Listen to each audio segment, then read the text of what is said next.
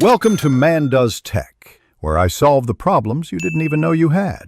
Begin by committing to short, focused sessions. 30 minutes daily learning variables, data types, functions, and control flow such as if, for, and while. Pair that with DOM basics, how to read and change elements using Query Selector and Add Event Listener. Practice using the browser console and the Node. JS REPL so you see immediate results. Write small snippets and test edge cases. Also learn ES6 syntax like let, const, arrow functions, and template literals to write cleaner, modern code for real projects. Reinforce basics by building 3 small projects: a to-do list, a calculator, and a fetch-based app that consumes a public API.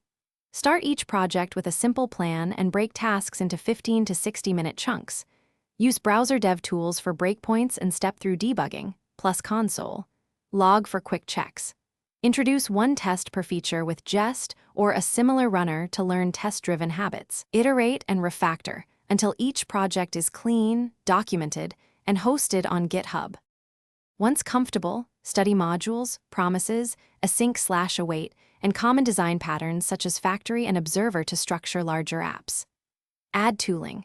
Set up a bundler like Vite or Webpack, enable ESLint for linting, and Prettier for consistent formatting. Learn package management with NPM or Yarn and basic Git workflows for collaboration.